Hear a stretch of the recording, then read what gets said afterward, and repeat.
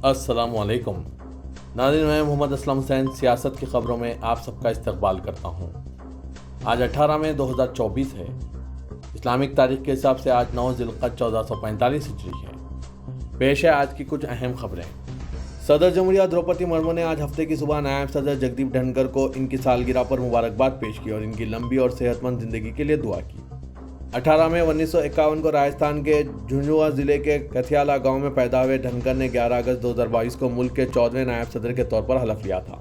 सदर जमहूरिया द्रौपदी मुर्मू ने social media platform x पर एक पोस्ट में कहा, नायब सदर श्री जगदीप धनखड़ जी को इनके यौम पैदाइश पर दिल की गहराइयों से मुबारकबाद और नेक ख्वाहिशात। मैं कौम की खिदमत में इनकी लंबी और सेहतमंद जिंदगी के लिए दुआ करती हूँ।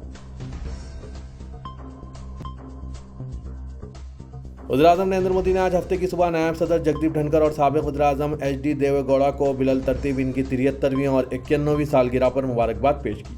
सोशल मीडिया प्लेटफॉर्म एक्स पर पोस्ट में मोदी ने लिखा कि धनखड़ हमेशा शहरियों की जिंदगियों को बढ़ाने के लिए काम करते हैं।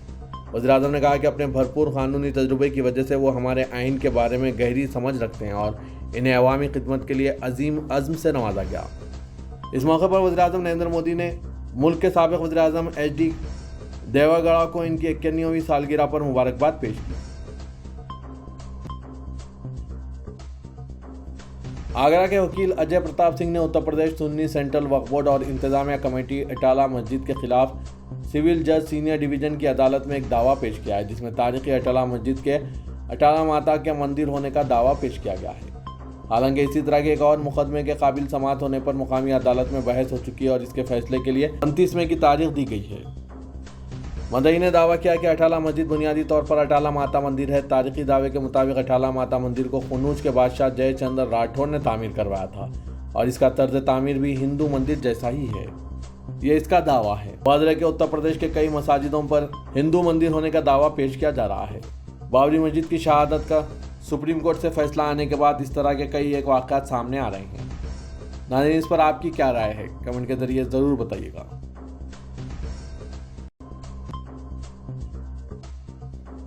मुंबई के बीकेसी में मुनक़िदा महाविकास अघाड़ी की परिवर्तन सभा में इंडिया अलायंस में शामिल मुख्तलिफ सियासी जमातों के सीनियर लीडरान ने अवाम के जम गफ़ीर से खिताब करते हुए मोदी हुकूमत को हदफ तनकीद बनाया और बीजेपी को शिकस्त फाश देने की अपील की। तुषार गांधी ने इस मौके पर उद्धव ठाकरे के ताल्लुक से इनके दादा का नाम लेकर कहा कि इनके ख़ानदान का मेरे ख़ानदान पर बड़ा एहसान है, इसका मैं हमेशा एतराफ़ करता हूँ। उन्होंने ये भी कहा कि हम सब ने पहले भी ऐसी फ़िरका परस्त ताकतों को शिकस्त दी है। 20 मई को महाराष्ट्र और मुंबई के शहरियों को सियासी स्वच्छता अभियान चलाकर अपनी ताकत का एहसास कराना है। समाजवादी पार्टी के सरबराह अखिलेश यादव ने कहा कि संविधान बचाने और देश को बचाने के लिए उद्धव ठाकरे और शरद पवार और महाविकास अघाड़ी के दीगर साथियों ने आइन और जमहूरियत बचाने की जो मुहिम शुरू की है, उनके उम्मीदवारों को आप लोग ज़्यादा से ज़्यादा वोट देकर कामयाबी से हमकिनार कराएं। आपके वोट देने से ही बाबा साहब का बनाया हुआ संविधान बच सकेगा। शिवसेना सरबराह उद्धव ठाकरे ने मोदी का नाम लिए बगैर अपनी तकरीर का ये कहते हुए आगाज़ किया कि आज मुंबई में 2 सभाएं हैं, एक असली शिवसेना की और दूसरी नकली शिवसेना की। आप खुद भी असली और नकली को समझ सकते हैं। आपको याद होगा कि रात में 8 बजे अचानक मोदी जी ने नोटबंदी की और कह दिया कि अब ये नोट कागज़ के टुकड़े हो गए हैं। इसी तरह मैं ये कह देना चाहता हूँ कि 4 जून के बाद मोदी किसी ओहदे पर नहीं होंगे।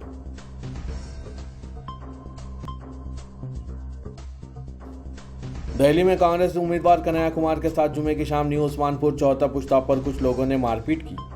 इन पर हमला उस वक्त हुआ जब वो एक मीटिंग के बाद बरहमपुरी वार्ड से आम आदमी पार्टी काउंसलर छाया शर्मा के दफ्तर से निकल रहे थे। लोगों ने हमले के वीडियोस बनाकर सोशल मीडिया पर वायरल भी किया है। एक वीडियो में देखा गया है कि पहले एक शख्स कन्हैया के लिए नारे लगाते हुए हाथ में फूलों की माला लिए कन्हैया के पास जाता है और जैसे ही वो करीब आता है इन पर स्याही फेंकता है और थप्पड़ मारने लगता है। इस मामले में शुमाल मशरक़ी जिला पुलिस के डिप्टी कमिश्नर ने कहा है कि शिकायत मौसूल हुई है, जिसके बाद कानूनी कार्रवाई की जाएगी। वहीं वीडियो में कारकुनान इल्ज़ाम लगाते हुए नजर आ रहे हैं कि वो इन लोगों के साथ भी ऐसा ही करेंगे जिन्होंने मुल्क को टुकड़े टुकड़े करने का नारा लगाया था। मुल्क की तौहीन किसी कीमत पर बर्दाश्त नहीं करेंगे। कन्हैया कुमार की पिटाई करने वाला अहम शख्स लोनी का रहने वाला दक्ष चौधरी बताया जाता है। काउंसलर छाया शर्मा ने इस मामले में न्यू उस्मानपुर थाने में तहरीरी शिकायत कराई है। इल्ज़ाम है कि इनके दफ्तर में लोकसभा इंतखाबात को लेकर मीटिंग हो रही थी। इसमें कांग्रेस उम्मीदवार कन्हैया कुमार मौजूद थे। मीटिंग खत्म होने के बाद जब सब बाहर जाने लगे तो कुछ लोग आए और कन्हैया कुमार की पिटाई शुरू कर दी। काउंसलर का इल्ज़ाम है कि इनके साथ छेड़छाड़ भी की गई। 4 अफराद जख्मी भी हुए हैं। बाबरपुर से कांग्रेस के जिला सदर चौधरी जुबैर ने इल्जाम लगाया कि कन्हैया कुमार पर हमला बीजेपी ने मुनज्जम अंदाज में करवाया है। वज़ीर-ए-आज़म नरेंद्र मोदी ने कांग्रेस के मुअत्तल लीडर आचार्य प्रमोद कृष्णम का हवाला देते हुए कहा है कि अगर इंडिया इत्तेहाद को इख्तियार हासिल होता है तो कांग्रेस और समाजवादी पार्टी अयोध्या के राम मंदिर पर बुलडोजर चला देंगे। उन्होंने कहा कि अगर कांग्रेस आई तो वो राम मंदिर पर सुप्रीम कोर्ट के फैसले को बदल देगी और राम मंदिर पर बुलडोजर चलवा देगी।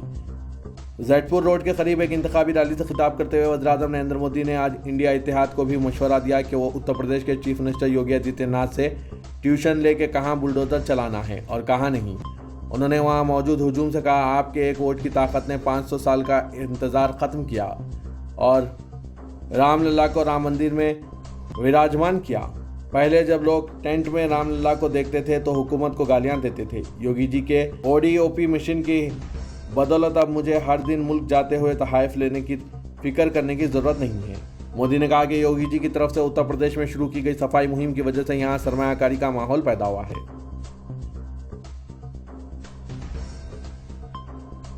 सुप्रीम कोर्ट ने इलेक्शन कमीशन से गैर सरकारी तंजीम की दरख्वास्त पर 1 हफ्ते के अंदर जवाब देने की ख्वाहिश की है, जिसमें सुप्रीम कोर्ट से कहा गया है कि वह इलेक्शन कमीशन को लोकसभा इंतखाबात के हर मरहले के लिए पोलिंग खत्म होने के 48 घंटे के अंदर इसके वेबसाइट पर रायदही के आदादशुमार पोलिंग स्टेशन के लिहाज से अपलोड करें।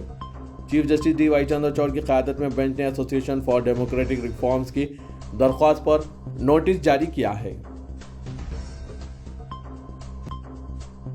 दिल्ली के वज़ीर आला अरविंद केजरीवाल ने महाराष्ट्र में इंडिया इत्तेहाद के उम्मीदवारों की हिमायत में एक रैली में हिस्सा लिया। उन्होंने कहा कि मैं आपसे वोट मांगने नहीं बल्कि मुल्क बचाने की भीख मांगने आया हूँ।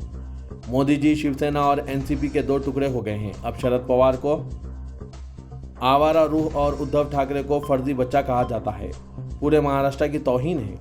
उन्होंने कांग्रेस के बैंक अकाउंट को सीज कर दिया, मुझे जेल भेजा, ममता बनर्जी और MK स्टालिन के कई वुज़रा को जेल में डाला। ये बुज़दिलों की निशानी है। मोदी जी बहुत ताकतवर हैं। अगर वो मुल्क भर में 5000 स्कूल और अस्पताल बनाते और बिजली मुफ्त कर देते तो बहुत अच्छा होता, लेकिन वो पाकिस्तान बांग्लादेश से सीखना चाहते हैं और मुल्क के अपोजिशन लीडरों को जेलों में डालकर इलेक्शन जीतना चाहते हैं और आइन और जमहूरियत को तबाह करना चाहते हैं। नाज़रीन, केजरीवाल के बयान पर आपकी क्या राय है? कमेंट के जरिए ज़रूर बताइएगा।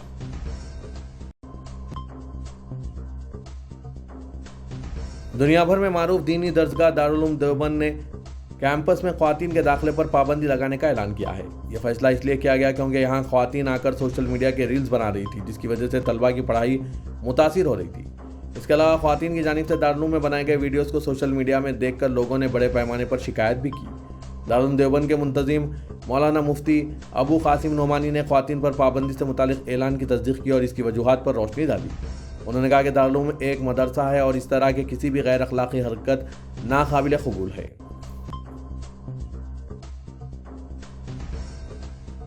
उत्तराखंड के हल्द्वानी में 8 फरवरी 2024 को पेश आए पुरतशद्दुद वाक़यात के मामले में पुलिस ने 7 ख्वातीन समेत तमाम 107 मुलजिमीन के खिलाफ गैर कानूनी सरगर्मियाँ यानी रोकथाम एक्ट UAPA की सख्त दफ़ात को भी शामिल किया है।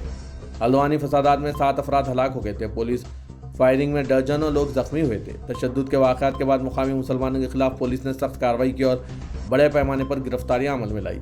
हैरत अंगेज तौर पर पुलिस ने मुसलमानों के खिलाफ ही कार्रवाई करके 107 गिरफ्तार मुसलमानों पर UAPA जैसे सख्त कानून के दफात को भी मुकदमे में शामिल किया है।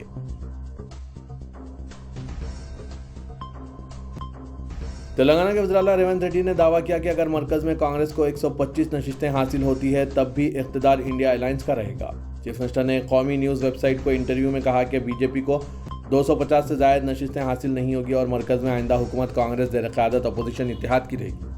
रेवंत रेड्डी ने कहा कि मरकज़ में तश्कील हुकूमत के लिए कांग्रेस को 125 नशिस्तें काफ़ी रहेंगी और इंडिया अलायंस में शामिल हलीफ जमातों की तायद से हुकूमत तश्कील दी जाएगी। उन्होंने कहा कि मरकज़ में बीजेपी के तीसरी बार इख्तियार का इम्कान नहीं है। मोदी हुकूमत से अवाम नाराज़ हैं और बीजेपी को तीसरी मरतबा इख्तियार का मौका नहीं देंगे।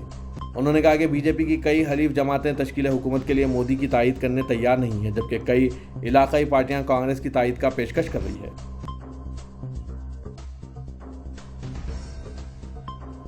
वजीर सिविल सप्लाईज और आबपाशी उत्तम कुमार रेड्डी ने ऐलान किया है कि हैदराबाद को हकीकी मायनों में आलमी सरमायाकारी के मरकज़ में तब्दील किया जाएगा।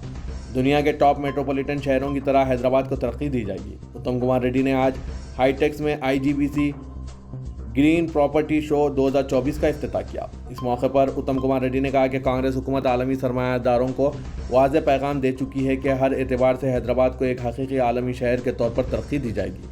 हैदराबाद में इंफ्रास्ट्रक्चर सहूलतों से मुतालिक उन्होंने international airport, outer ring road, expressway, flyovers, Godavari व कृष्णा से पीने के पानी की सरबराही के जरिए शहर की तरक्की के इक़दाम का दावा किया। उन्होंने कहा कि 2004 से 2014 तक कांग्रेस हुकूमतों ने हैदराबाद में इंफ्रास्ट्रक्चर सहूलतें बेहतर बनाई हैं। उन्होंने कहा कि मौजूदा कांग्रेस हुकूमत इंफ्रास्ट्रक्चर सहूलतों में मजीद इजाफा करेगी।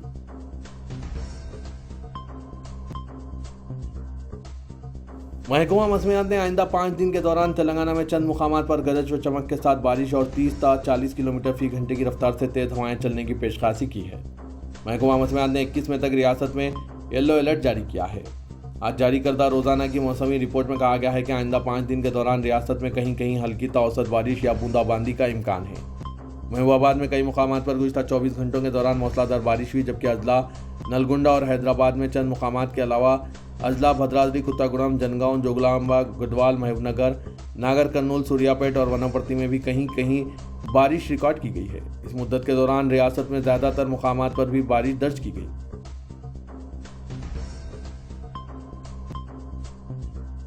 सदर कुल हिंद मजलिस इत्तेहादुल मुस्लिमीन और रुकन पार्लियामेंट हैदराबाद असदुद्दीन ओवैसी की 5वीं मरतबा हल्का पार्लिमान हैदराबाद से कामयाबी के लिए तारीखी मक्का मस्जिद में बाद नमाज जुम्मा खुसूसी दुआयां इज्तिमा मुनक़्क़िद किया गया। मौलाना हाफिज़ व क़ारी रिजवान कुरैशी खतीब मक्का मस्जिद की क़िराअत कलाम पाक से दुआया इज्तिमा का आगाज़ हुआ। मौलाना सैयद महमूद बादशाह क़ादरी ज़रीन कला जानशीन हज़रत सुल्तान रहमतुल्लाह अलैह ने ओवैसी हक़ हल्के पार्लिमान हैदराबाद से भारी अक्सरियत से कामयाबी के लिए खुसूसी दुआएं की। उन्होंने मजलिस की खिदमत की मुल्क भर में तोसी, सदर मजलिस की सेहत व सलामती के लिए भी दुआ की। अकबरुद्दीन ओवैसी कायद मजलिस मुक़र्रना पार्टी की दराजी उम्र और सेहत व तंदुरुस्ती के लिए भी दुआएं की गई। इस मौके पर मजलिस के दीगर उम्मीदवारों की औरंगाबाद और किशनगंज से कामयाबी के लिए भी दुआ की गई है। जैसा कि तेलुगु फिल्म डायरेक्टर्स एसोसिएशन यानी TFDA 19 में 2024 को डायरेक्टर डे की शानदार तकरीब की तैयारी कर रहे हैं। मारूफ फिल्मसाज जैसे राम गोपाल वर्मा, अनिल रवि पोडी और हरिशंकर ने आज हैदराबाद में चीफ मिनिस्टर रेवंत रेड्डी से इनकी रिहाइशगाह पर मुलाकात की। तेलुगु फिल्म इंडस्ट्री के अरकान ने वज़ीर आला को डायरेक्टर्स डे मनाने के लिए मुनक़्क़िदा खुसूसी प्रोग्राम का हिस्सा बनने की दावत पेश की। रेवंत रेड्डी से मुलाकात के दौरान तेलुगु फिल्मी बरादरी के अरकान ने भी CM के साथ तस्वीरें खिंचवाई और फूलों के गुलदस्ते पेश करते हुए इनका इस्तकबाल किया।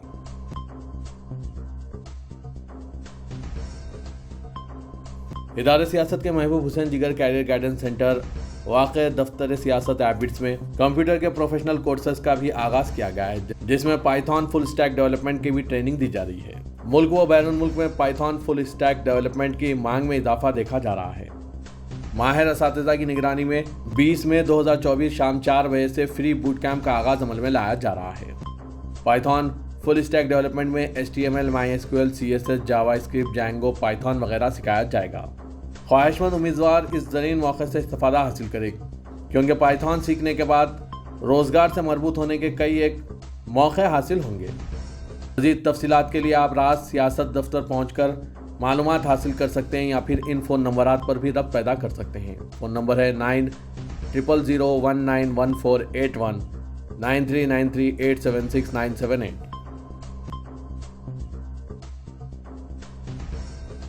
शहर हैदराबाद के क़ल्ब में वाक़ एक खूबसूरत इलाका जहाँ की फ़िज़ा में हमेशा ठंडक रहती थी, अब वो इलाका जिसकी फ़िज़ा में बदबू ताफुन फैला हुआ है। हम बात कर रहे हैं किंग कोठी की, जहाँ बल्दिया और महकमा आबरसानी की गफलत से सड़कों पर गंदगी फैली हुई है और कोई इस जानिब तवज्जो देने से कासिर है। इलाके किंग कोठी में वाक़ जोधी मस्जिद के रूबरू एक अरसे दराज से ड्रेनेज का गंदा पानी बह रहा है और वो पानी किंग कोठी गवर्नमेंट अस्पताल तक बहता है, लेकिन महकमे की जानिब से इसकी सफाई अमल में नहीं लाई जा रही है। आज हमारे नुमाइंदे ने यहाँ की कुछ झलकियाँ अपने कैमरे में कैद की और मुकामी अफराद ने सियासत से बात करते हुए बताया कि यहाँ एक अरसे से यही हाल है और कोई पुरसाने हाल नहीं है। मुकामी अवाम ने बताया कि मुतअद्दिद मरतबा बल्दिया, महकमा आबरसानी और अवामी नुमाइंदों से शिकायत की गई, लेकिन कोई भी इस जानिब तवज्जो देने से कासिर है। तकलीफ होती है इससे? तकलीफ तो होती है, जैसे नमाज पढ़ने जा रहे हैं, गंदे पानी है, नापाक हो सकते हैं, पानी छीटा पड़ेंगे तो नापाक हो सकते हैं। ये कौन सा एरिया है? ये किंग कोठी है, संतोष टावर के पास। उस्मान खुलानी है, मैं नमाज के अक्सर यहीं आता हूँ। ये कौन सा एरिया है सर? ये मस्जिद जोधी होटल के सामने चौरस सेवा तकरीबन ये बहते रहता है भाई हमेशा। ओवरफ्लो होकर जाता है और मेन रोड है और तकलीफ है, नमाज के लिए भी बहुत तकलीफ होती है यहाँ पर। फिर बेचारे हमारे आए हुए नुमाइंदे सियासत से, हम उनको इंटरव्यू दे रहे हैं, इंशाल्लाह जल्द से जल्द करा दिए तो मेहरबानी उनकी का, नहीं तो पूरा बेहतरीन उसका काम होने का है, क्योंकि बहुत तकलीफ है। नमाज के लोग आते हैं, बहुत तकलीफ है और काफ़ी लोग परेशान हैं। ये एरिया पूरा इधर हिमायत नगर है, हैदरगुड़ा है, हॉस्पिटल है, दवाखाना है, किंगकोटी का बड़ा दवाखाना है, इधर कामनी हॉस्पिटल है, तकरीबन पूरे लोग आते हैं, दर्जी खाना भी है इधर। तो ज़रा मेहरबानी करके ज़रा भाई मस्जिद है, नमाज़ पढ़ने आए हम लोग, पूरा गलीज पानी जा रहा, नमाज को देखा जाना पूरा महंगा नाम, पूरे गलीज पानी है भाई, बुराई से पूरा हिसाब करने लगा। ये रामकोट चौरस्ता है भाई, किंगकोटी पूरा पानी आ रहा, मोरी का नमाज को जा रहे हम लोग, कहता जाना